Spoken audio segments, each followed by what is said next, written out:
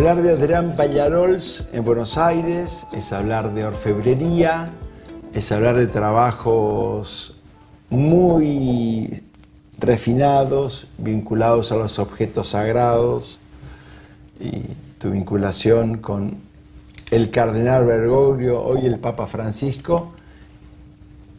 ¿En qué tipo de obras así les contamos a los televidentes? Yo la verdad que, más allá de, yo son casi 10 años o más, para mí sigue siendo el padre Jorge, ¿no? Por lo menos así me dice él que le diga. Nada, es un amigo, es una persona que me ha acompañado en muchísimos momentos, desde decir, nada, que yo consejero, el sacerdote que me casó, el sacerdote que bendijo mi taller, el padre que bautizó a mi hija, el Papa que me recibió en Roma, recibiendo su primer cáliz como Papa sudamericano.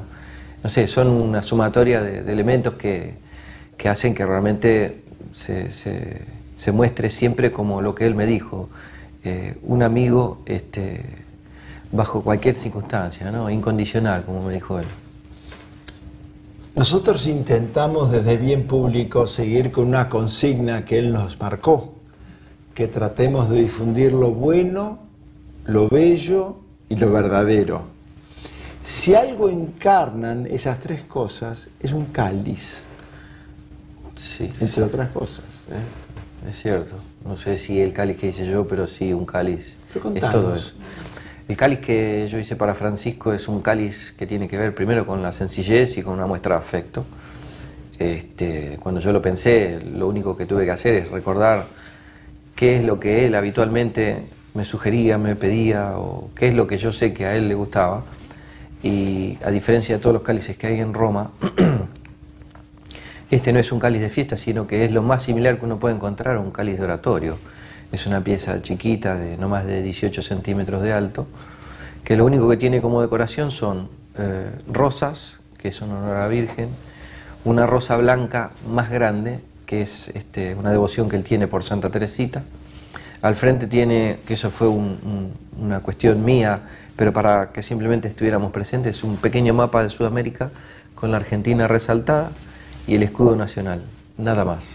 Y al frente, y a la parte de atrás, la Virgen de Luján. ¿De qué material está hecho ese cáliz? Es solamente de plata, por una cuestión de derecho canónico, los cálices deben ser de metales nobles. Y lo único lujoso que tiene es el trabajo y el contenido, pero después es una pieza que es... ¿Qué tiempo lleva, Adrián, a hacer un cáliz de este tipo? Y es aproximadamente unas 150 horas. 150 horas. 150 horas de trabajo, sí. Pero lo que tiene de particular este cáliz es que yo, aprovechando un poco los días que corren, lo compartí con casi, no sé, 400.000 personas que siguieron el proceso por Facebook, donde la gente interactuaba, iba viendo el paso a paso, con fotos, con videos que se linkeaban. Entonces, cuando se terminó la pieza y se hizo la entrega en Roma, eso fue el día 21 de mayo de este año, el 2013, hicimos una cuenta que entre la gente que lo había recibido, más la gente que lo había compartido, haciendo un promedio de 300 contactos por persona, esto que había sido una cuestión casera, porque yo lo hice una PC desde mi casa, había llegado aproximadamente a 5 millones de personas.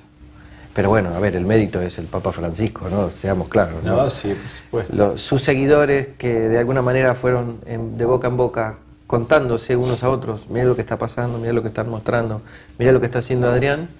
Cuando hicimos una toma de conciencia, realmente, gracias a él, porque en realidad fue gracias a él, esto había traspasado montones de fronteras. Quiero hacer algunas preguntas en nombre de los televidentes que de sus casas nos están viendo. ¿Ese cáliz está en uso? Entiendo que está en la sacristía de Santa Marta. Santa Marta. Así que pero bueno, yo cuando fui a Roma, llegué el día 21, estuve 5 días, de los 5 días participé de 4 audiencias, que fue una que fue la privada, donde me recibió protocolarmente para recibir esto.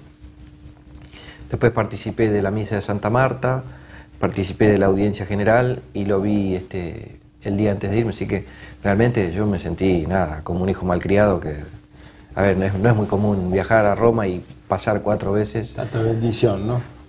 qué sé yo sigo pensando que es una muestra de cariño y ni más ni menos que lo que hizo siempre. Yo tenía acá en Buenos Aires contacto casi semanal de llamar telefónicamente y por ahí él no estaba porque estaba en audiencia o lo que fuera y a los 15 minutos sonaba el teléfono, él personalmente devolviendo los llamados. No conmigo, sé que lo hacía con todo el mundo. Yo tengo una historia personal que compartir de una señora que trabajaba en casa que está con el Señor, no está contra nosotros, Rufina, y un día me dice, ¿sabe, don Carlos, quién dice que está hablando? El cardenal Bergoglio. Digo, no, es él. No, dice, ¿cómo va a ser él? Digo, es él. Maravilla. Sí, es así. Qué ejemplo. El oficio de los Pallarols tiene su origen en 1750. Sí, séptima generación soy yo. Somos muchos. ¿Sí? Yo querría hablar del oficio del orfebre, del valor del oficio y también del oficio de la misa, que así se llama. Contanos esta historia de tantos años. A mí me parece que, bueno, en mi caso en particular es un poco... es la dignidad a través del trabajo, ¿no? Realmente el encontrar la felicidad, el equilibrio, la armonía. Yo tengo la suerte de hacer un trabajo que es muy terapéutico. Muchas veces por ahí uno dice, voy a hacer un hobby para refugiarme un poco y cortar de mi trabajo. Yo disfruto de tener la suerte de que mi trabajo me refugia del resto de lo que a veces a uno lo perturba, ¿no? Es encontrar esa alegría, esa paz, esa armonía en el trabajo diario, que no hace ni más ni menos que, como me decía el padre Jorge, nada, es la dignidad del trabajo lo que a uno lo hace feliz, lo hace gente, lo hace persona.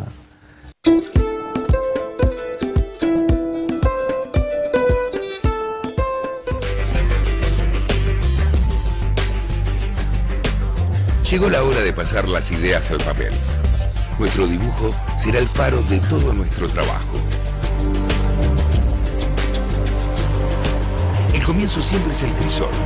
Tanto de granalla como de recortes de plata 9.25 podemos obtener un lingote para empezar a trabajar.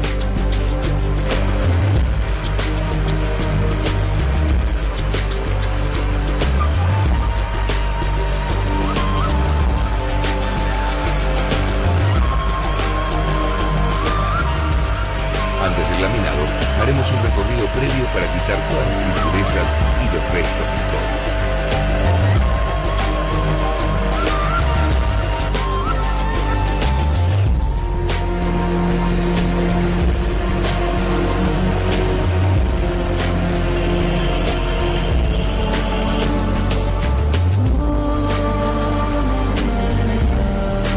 A medida que el lingote se pasa por la laminadora, este se va afinando hasta llegar al espesor deseado, de donde salgan las chapas.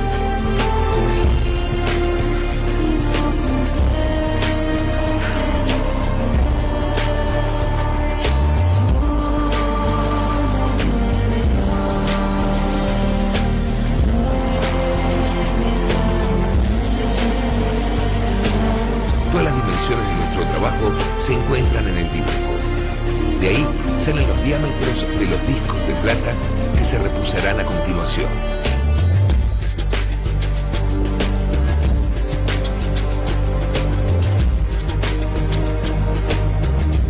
Para ello se construyen moldes de quebracho colorado que tendrán la forma de cada una de las piezas del cáliz.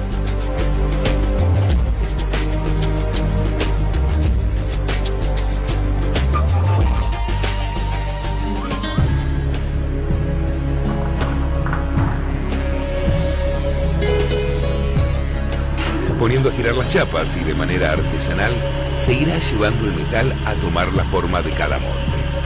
El metal responderá a los gestos de la herramienta formando cada pieza como si se tratara de algo suave y simple. Pero este proceso requerirá de mucha fuerza y destreza. La copa seguirá el mismo proceso, lo mismo el nudo.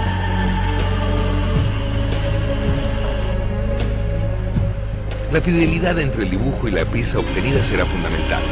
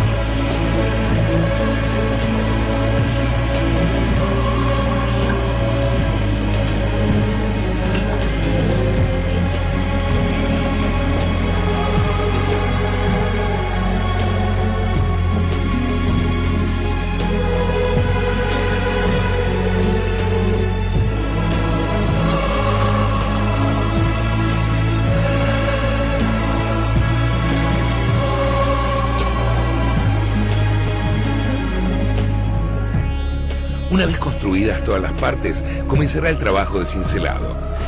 Con esta antigua técnica, haremos que el material se estire tomando las formas que nosotros querramos.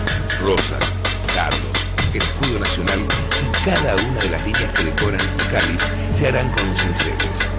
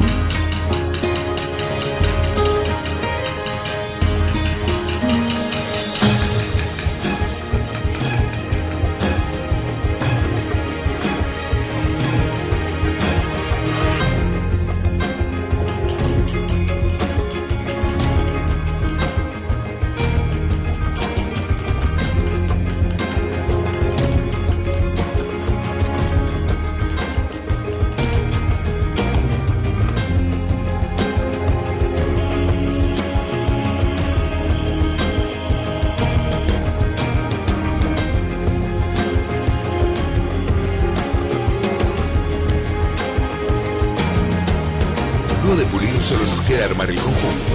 Cada pieza irá anclada en su compañera, tensada por un girafondo interno que fijará la pieza por completo.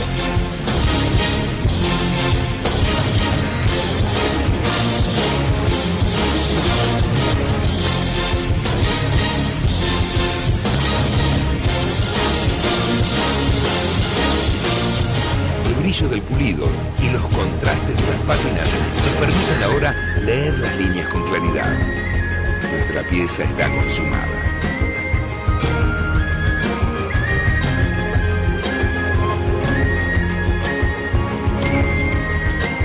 Solo le queda vivir, recorrer, transitar e interactuar con el mundo.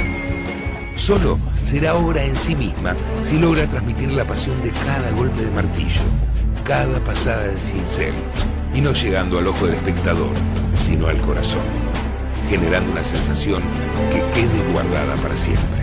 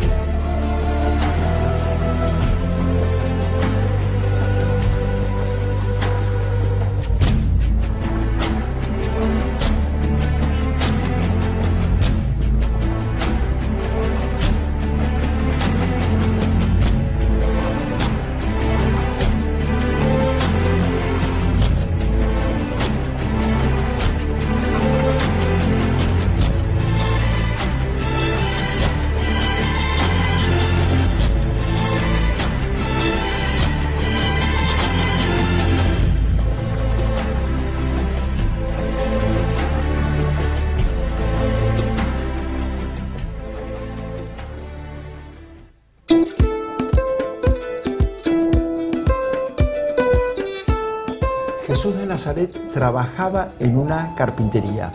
Es un taller muy similar al de un platero. Y él decía, mi padre y yo trabajamos. Porque el cosmos trabaja. Cuando Ernest von Braun lanzó la primera nave espacial, dice, nosotros hicimos todo lo correcto desde la base espacial, en la confianza de que todo el cosmos funcionaba perfectamente. Seguro. Era un trabajo de a dos, la naturaleza y el humano. El oficio de los Pallerols, 1750, que se mantiene vivo en realidad, tan terapéutico, tan noble, ¿no? Tan digno el trabajo de las manos. Yo creo que es un poco el resultado de poder hacer el día a día un algo posible. O sea, yo creo que el giro más grande que por ahí yo he hecho en lo que ha sido la trayectoria de toda una familia es que esta tradición, este arte, este trabajo, llámenlo como quiera, sea algo para el vivir el día a día. Yo creo que las piezas de museo, a ver, no es que se acabaron, pero sí se terminó el concepto. Yo creo que todo debe de ser para vivirlo, para disfrutarlo, para compartirlo. De hecho, el valor agregado de cualquier pieza en sí misma cambia cuando es vivida y se ve absolutamente relacionada con quien la posee. Llámese un chiquito que recibe una villa de cinturón que era de su abuelo, será valiosa en tanto y cuanto él tenga en su memoria que esa era la villa del abuelo, y no por el intrínseco de que tiene X gramos de plata.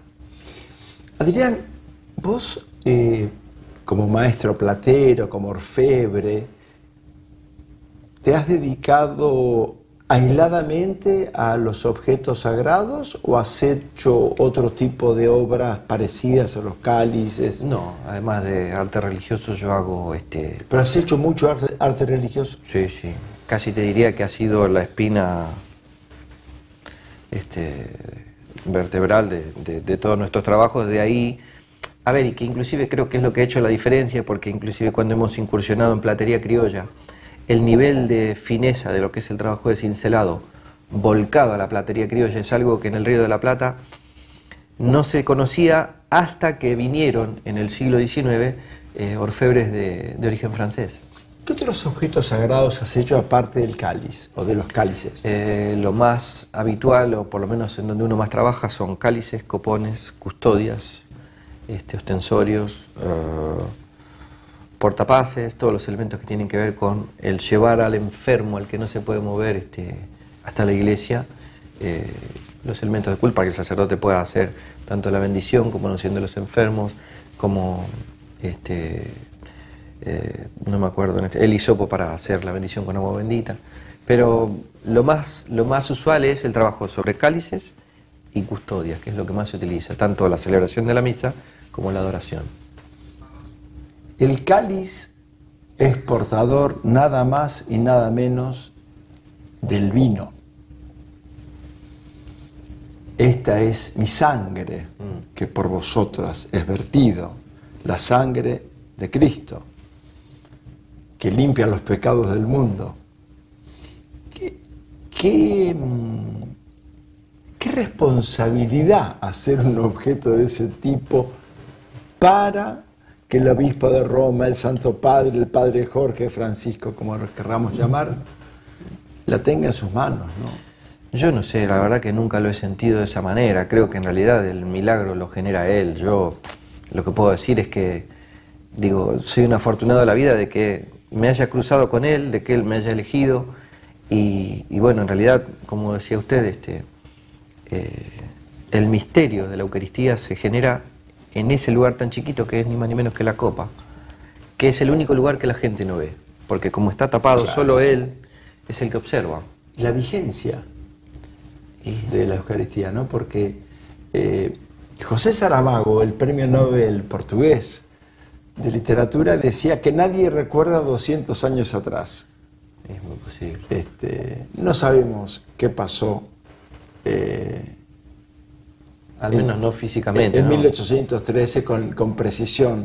No sabíamos cómo llamar a las personas, tenemos algún registro histórico. Pero esto ocurrió hace 2000 años.